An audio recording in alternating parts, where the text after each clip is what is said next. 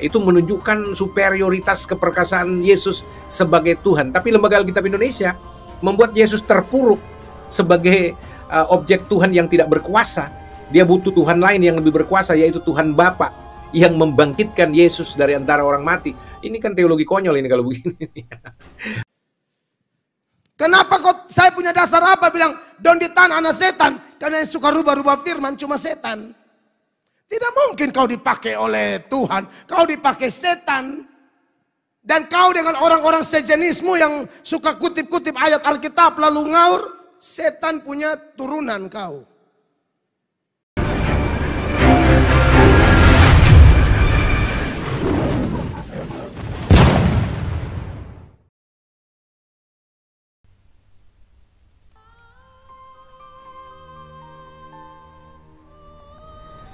Assalamualaikum warahmatullahi wabarakatuh.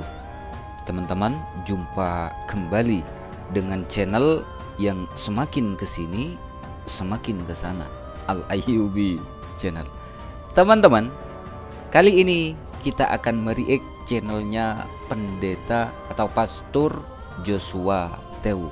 Ini yang masih terkait yang lagi viral ya, 6.577 kesalahan di dalam Bible yang tidak kanon versi Dr. Yonatan Purnomo. Pertanyaannya banyak nih teman-teman. Kalau Yesus Tuhan, kenapa Yesus dibangkitkan? Kalau Yesus Tuhan, kenapa salah sebut nama orang? Ini semakin kesini semakin menarik teman-teman. Ya, teman-teman, kita langsung simak videonya. Ya, saya mau kasih lihat saudara, ini penting sekali saudara-saudara. Kalau memang saudara-saudara mau masuk sebentar, saya tunggu ya. Jadi begini, ini 4 episode ini Anda bisa lihat di Biblikos Channel sekali lagi ya. Saya rekomendasi Anda untuk lihat sendiri. Dan saya nggak bisa tampilkan di YouTube ini karena ini YouTube tidak toleransi kalau soal-soal masalah copyright begitu ya. Jadi saya tidak mau tampilkan Biblikos punya video, tapi saya ambil sarinya saja. Saya kutip ini dari channel Biblikos ya, BBC 1 itu. Anda bisa lihat ya, sekali lagi saya katakan Anda bisa lihat di channel Biblikos sendiri, nanti buka sendiri channelnya, pelajari sendiri. Tapi ini saya mau ambil intisarinya saja dan bahas dari sini, tapi tujuan saya untuk menggugah ya Lembaga Alkitab Indonesia, Lembaga Biblika Indonesia, dan aras-aras gereja nasional yang merupakan pengayom dari Lembaga Alkitab Indonesia, bahkan pengguna produk dari Lembaga Alkitab Indonesia. Ya, gereja-gereja sinodal ini pakai Lembaga Alkitab Indonesia, pakai Lembaga Biblika Indonesia ini. Ya, ternyata Alkitab ini kacau gitu loh. Dan ini boleh dikata bisa masuk pada taraf penyesatan ini kepada umat Tuhan. Ya, yang cilakanya kasihan teman-teman teman-teman pendeta yang tulus-tulus mau menyampaikan firman Tuhan, tapi ternyata ada sebagian tertentu yang bukan firman Tuhan ternyata karena salah. Ya, karena kalau firman Tuhan kan nggak mungkin salah gitu loh. Ya, jadi gimana dong gitu loh. Ya, mudah-mudahan ya kita dapat anugerah pengampunan saja lah. Nah, ini saudara-saudara. Jadi gimana dong? Firman Tuhan itu nggak mungkin salah. Tapi ada terjemahan yang salah katanya sih gitu. BBC 1 itu, BBC episode pertama membahas Matius 20 ayat 19. Ya, kalau Yesus adalah Tuhan, kenapa Yesus dibangkitkan? Nah, dia ambil kajian biblikanya ini khusus konsentrasi dari ayat yang dianggap salah di Lembaga Alkitab Indonesia, Matius 20 ayat 19. Ya, kalau Yesus adalah Tuhan, kenapa Yesus dibangkitkan? Ya, dan terjemahannya itu memang begitu, dari Inggrisnya, Indonesianya katanya itu memang LAI mengambil terjemahan dari berbagai sumber yang dianggap valid, dan memang begitulah terjemahan yang benar bahwa Yesus dibangkitkan pada hari yang ketiga. Saya mau coba tampilkan saudara Alkitab ya, kita lihat. Tapi nggak usah lah, saya karena tidak mau bahas masalah intisarinya. Nanti Anda bisa buka sendiri, Pak Jonathan. Anda bisa buka sendiri. Itu salah, ini terjemahan ini salah. Yang dari Lembaga Alkitab Indonesia ini salah. Kalau Yesus itu dikatakan Tuhan, kenapa Yesus dibangkitkan? Yang benar dalam Biblikos itu, dalam terjemahan Biblikos yang dia ambil dari teks sumber yang diakui adalah Bizantin. Ya, teks Bizantin itu teks yang otoritatif. Karena dia sama, salinan itu sama dengan otografnya para rasul ya. Begitu kata Dr. Yonatan Purnomo dalam penelitian mereka, timnya ini. Nah, jadi kalau Yesus adalah Tuhan, mestinya tidak ada pihak lain yang membangkitkan dia. Ya, mestinya dia bisa bangkit sendiri. Ya, bahkan Biblikos kasih terjemahan yang agak cukup belak-belakan bahwa pada hari yang ketiga dia membangkitkan dirinya sendiri karena memang dia adalah Tuhan. Ya, dia menyerahkan nyawanya untuk masuk di dalam kematian maut, tapi dia berkuasa untuk mengambilnya kembali. Nah, itu betul, dia Tuhan. Nah, dia mati oke, tapi maut tidak bisa menahan dia. Ya, dan dia tidak perlu pertolongan pihak lain untuk membangkitkan dia dari orang mati. Dia bangkit sendiri karena memang dia Tuhan. Gitu. Terjemahan yang benarnya mestinya dari Biblikos yang sesuai dengan Byzantine text itu, bahwa ya Yesus bangkit sendiri, dia membangkitkan dirinya sendiri dari kematian. Itu menunjukkan superioritas keperkasaan Yesus sebagai Tuhan. Tapi Lembaga Alkitab Indonesia membuat Yesus terpuruk sebagai objek Tuhan yang tidak berkuasa. Dia butuh Tuhan lain yang lebih berkuasa, yaitu Tuhan Bapa yang membangkitkan Yesus dari antara orang mati. Ini kan teologi konyol ini kalau begini.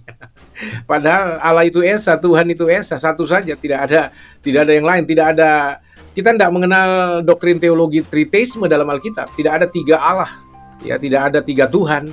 Walaupun Anda berkata begini, memang tidak ada tiga Tuhan, Pak Yoso, tidak ada tiga Allah. Iya, dalam pengakuan Anda, tetapi dalam fakta teologis yang Anda coba buka apa segala macam, yang menunjukkan ada itu. Ada Tuhan Bapa yang mesti membangkitkan Tuhan Anak, yang tidak berkuasa membangkitkan dirinya sendiri. Kalau terjemahan ini, brother. Ya, jadi ini kan jadi polemik gitu loh. Kita diserang habis dengan pihak Islam ini. Ya, kalau Yesus itu Tuhan, untung saya punya sahabat itu sudah berangkat duluan ke alam baka. Kalau ada misalkan nggak ada ya, nggak ada apologet Muslim yang menyerang Kristen, itu nggak ada. Kita ini kan cuma membacakan apa yang tertulis, itu kita bacakan, kan begitu teman-teman. Dr. Insan Mokoginta, dia akan berkata, kalau Yesus itu Tuhan, kenapa Yesus waktu mati dia perlu dibangkitkan oleh pihak lain? Mati deh. Untung sudah nggak ada ya. Karena saya suka gayanya. Kalau Yesus itu Tuhan, kenapa Yesus harus dibangkitkan? Kenapa dia tidak bisa membangkitkan dirinya sendiri? Saya kalau pertanyaan-pertanyaan seperti ini dan saya tidak tahu bahwa ternyata teks yang dipakai Lembaga Alkitab Indonesia itu tanda kutip salah untuk sementara kesimpulan itu, karena ada yang sudah mengkoreksi dan menunjukkan bahwa Alkitab itu salah berdasarkan penelitian akademik teologis ilmiahnya. Nah, itu kalau pertanyaan-pertanyaan kayak begini kan sulit ini. Kalau Yesus itu Tuhan, kenapa dia perlu dibangkitkan oleh pihak lain? Kenapa dia nggak bisa bangkit sendiri gitu loh? Nah, terjemahan yang benar sebenarnya Yesus membangkitkan dirinya sendiri karena dia Tuhan, dia Allah yang maha. Yang benar Yesus membangkitkan dirinya sendiri karena dia adalah Tuhan, karena dia adalah Allah, karena dia adalah Theos gitu.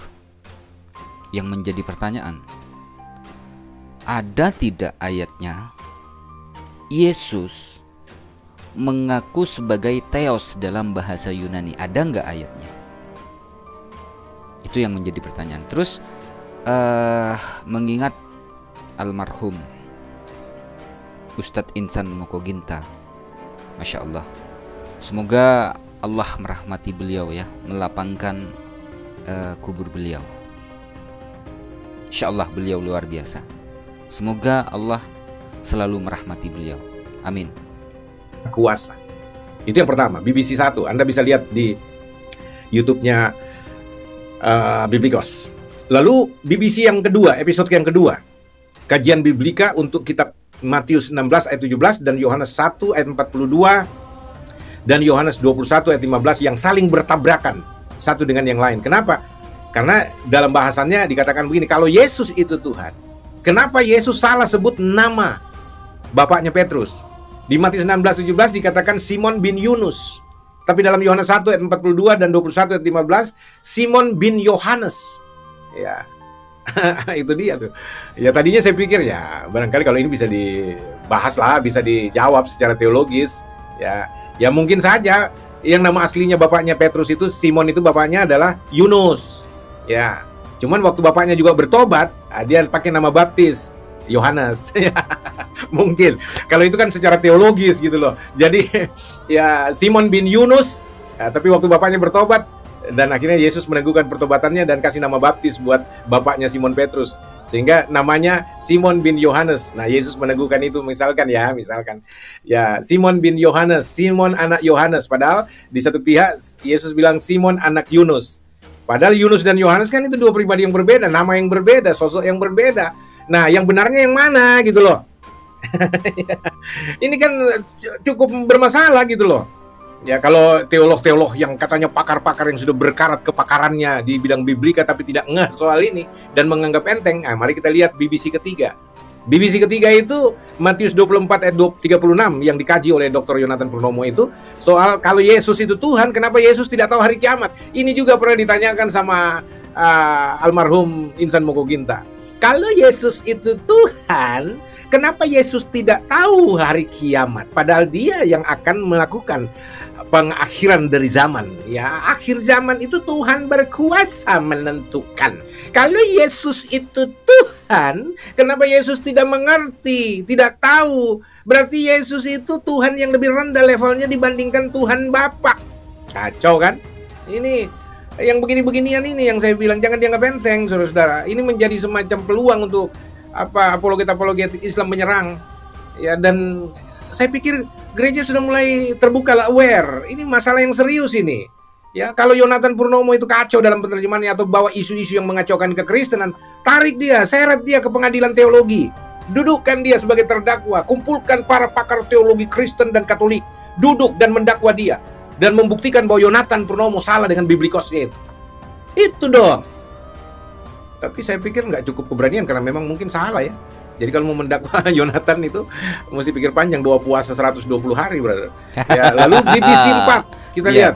Bisa ya, dalam kajian bibliki Matius 21 ayat 28 sampai 31 yang baru muncul satu hari kemarin ini, kalau saya nggak salah ya. Itu mengungkap kontradiksi TB1 dan TB2. Ya, ini TB1 berbeda dengan TB2 secara substansial. Ya, dan rupanya revisi yang dilakukan sama dengan saksi Yehova. Ya, TDB terjemahan dunia baru. Soal apa itu? Matius 21 ayat 28 sampai 31 kalau saudara buka di situ, itu waduh. Itu persoalan dua anak yang menjadi kisah di dalam Injil, itu kisah populer sekali. Anak sulung dan anak bungsu ini. Ya, jadi anak sulung dalam TB1 itu dikatakan bahwa TB1 dan terjemahan lama ya, dan saksi Yehova sebelum direvisi, TDB yang sebelum direvisi. Jadi mereka sama. Ya, 11-12 kata Pak Yonatan. Nah, itu dikatakan bahwa TB1 dan terjemahan lama dan TB1 itu mengatakan bahwa anak sulung lah yang menolak, yang tidak mau melakukan. Dia bilang iya sama bapaknya waktu disuruh ke kebun anggur, tapi ternyata dia cuma bilang iya tapi tidak melakukan. Anak sulung loh, anak yang pertama. Ya, itu juga saya sudah khotbahkan berkali-kali. aduh, ternyata salah. Ya, yang bilang salah adalah Lembaga Alkitab Indonesia sendiri, bahwa itu salah terjemahan. Ya, kenapa? Karena dia ganti, dia revisi. TB2 itu revisi. Revisinya apa, saudara-saudara? Bahwa yang menolak melakukan itu sebenarnya anak bungsu. Yang kedua, anak yang kedua itu bilang iya, tapi dia tidak mau melakukan. Ya, lalu Yesus bertanya, menurut kamu siapa yang ini? Lalu orang kan menjawab, di TB1 yang pertama, tapi di TB2 yang kedua. Aduh, kacau. Makanya saya bilang, ini nggak main-main loh, saudara-saudara. Ini masalah substansial. Ini baru 4 ini. Dan ini masih katanya introduce, pembukaan saja untuk untuk sedikit memprovokasi mood, sensitivitas kita terhadap kebenaran, cinta kebenaran.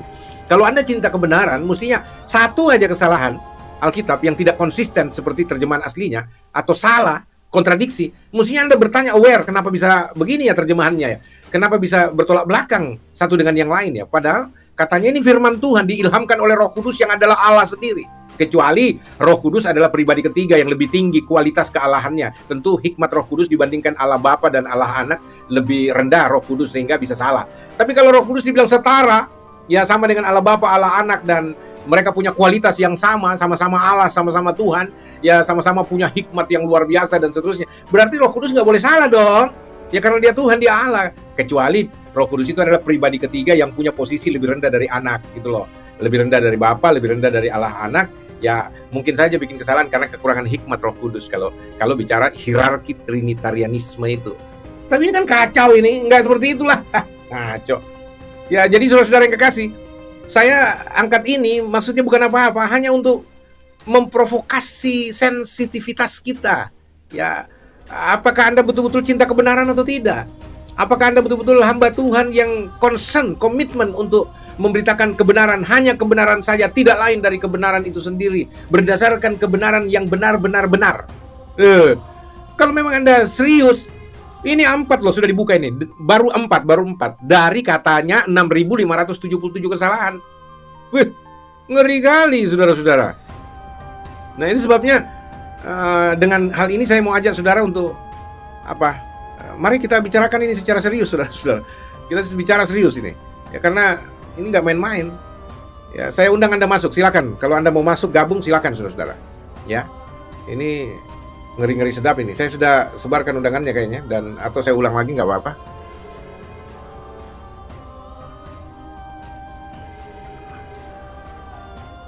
Sebentar ya. Nah, ini saya sudah tampilkan ya. Anda bisa klik dan Anda bisa masuk bergabung. Kalau Anda punya keberatan, argumen, tapi jangan asbun ya, mesti punya data supaya bisa bicara gitu loh. Dan ini di sini tidak ada sentimen personal, saudara-saudara, tidak ada fanatik-fanatik buta karena Anda Protestan atau Anda berpihak kepada LAI lalu kemudian asal bunyi, nggak betul Pak Yus saya, nggak usah lah yang begitu-begitu kampungan. Ya oke. Saya mulai, tapi kayaknya mesti dibahas secara terbuka ya. Oke, saya munculkan dulu lah sambil saudara saya tunggu masuk ya. Ya, ini dari Ruhut Nainggolan. Ya ampun, kenapa masalah Alkitab yang saya yakini sejak dari dahulu saat ini masih mau dikoreksi lagi? Kan jadi meresahkan iman Kristiani, khususnya bagi saya, Pak Nainggolan. Saya... Nah, ini ada yang komen teman-teman. Ya ampun, kenapa masalah Alkitab yang saya yakini sejak dari dahulu saat ini masih mau dikoreksi? Kan jadi meresahkan iman. Nah ini meresahkan iman, menggoncangkan iman. Nah, ini fakta ya. Ini yang komen orang Kristen loh. Saya juga begitu. Saya lebih kacau lagi nih. Karena kaget, karena saya yang paling banyak memberitakan ini barangkali dibandingkan Anda nih. Saya bukan cuma pemakai, bukan cuma pemercaya, tapi penyiar. Ya, penyiar kebenaran, mensiarkan kebenaran, mengkhotbahkan Alkitab, lalu pakai Alkitab untuk mengajarkan sebagai bahan pelajaran. Apalagi di sekolah tinggi Alkitab kami itu, Pak, hanya Alkitab bahannya yang kita olah menjadi materi pelajaran gitu loh. Ya, di sektor biblikanya, bibliologinya, itu bahannya dari Alkitab. Ya, terus bicara soteriologi, keselamatan, itu dari Alkitab semua. Belum lagi kita bicara teologi ketuhanan, kealahannya, dari Alkitab semua, Pak. Nggak ada sumber lain yang kita pakai. Ya. Lalu bicara tentang eklesiologi, tentang jemaat, tentang gereja, dari Alkitab semua, Pak. Pneumatologi tentang Roh Kudus, bicara tentang, waduh, semua materi-materi itu, semua bahan kami itu dari Alkitab. Bayangkan ternyata Alkitab yang saya pakai itu kacau. Ya, mungkin saudara bilang ya Pak Yosua yang nggak ngerti karena ya memang keahlian saya bukan di bidang biblika. Saya seorang apologet, mendalami dunia misiologi. Ya, saya penyaji kalau dalam dunia restoran itu. Saya bukan orang yang ada di dapur restoran, jadi pengelola bahan mentah untuk dimasakan jadi. Saya bukan itu, saya orang pramusaji. Keahlian saya bagaimana menyajikan makanan yang sudah diproduksi dari dapur itu, lalu memikat orang-orang untuk punya selera makan gitu loh, dan ketagihan makan. Itu spesialisasi saya. Ya. Ya, saya cukupkan teman-teman. Diakui atau tidak, disadari atau tidak, gebrakan atau kajian daripada Dr. Yonatan Purnomo memang betul-betul mengguncang iman. Ya khususnya umat Kristen kan gitu. Contohnya yang satu ini, yang komen ini, Ruhut Nainggolan ini yang komen nih. Ya. Kan jadi meresahkan iman Kristiani khususnya bagi saya. Ya memang seperti itu teman. Coba bayangkan ya. Ini baru 4. Kalau Yesus Tuhan, kenapa Yesus dibangkitkan? Kalau Yesus Tuhan, kenapa Yesus tidak tahu hari kiamat? Kalau Yesus Tuhan, kenapa salah sebut? Terus yang ketiga mengenai anak sulung dan anak yang kedua tadi kan. 4 saja ini sudah mengguncang iman loh ya. Apalagi Dr. Yonatan Purnomo mengatakan ada 6.577 kesalahan di dalam terjemahan Bible yang tidak kanon. Ini pasti mengguncang, sangat-sangat mengguncang teman-teman ya. Argumen dibalas dengan argumen, data harus dibalas dengan data. Saifuddin Ibrahim, Edis TV, Agatha, Pak Bombom, Lidara, si Sopkatul, Al-Bahlul. Seharusnya video-video seperti ini direspon. Andre Tunggal. Nah, video-video seperti ini seharusnya direspon. Ini yang benar yang mana nih? Yesus dibangkitkan atau Yesus bangkit sendiri? Dan seterusnya, dan seterusnya, dan seterusnya. Mereka oknum-oknum yang kerap kali membahas Islam, menyudutkan Islam, ya, seperti siapa sih, Edis, ya, siapa lagi teman-teman ya, yang sering suka bahas-bahas Islam gitu. Mereka itu pura-pura nggak tahu, benar-benar nggak tahu, pura-pura nggak tahu, atau mereka itu sengaja menutup mata dari dapur mereka yang kacau balau. Apa contohnya dapur mereka kacau balau? Ya ini contohnya. Ini salah satu contohnya. Yang dibahas oleh Dr. Yonatan Purnomo, dibahas oleh Pastor Joshua Tewu. Dapur mereka kacau balau, tapi siang malam membahas Islam. Nabi Muhammad itu begini, hadis itu begini, Al-Quran itu begini. Padahal bahasan mereka sama sekali tidak menggoyahkan iman umat Islam. Seujung kuku pun tidak.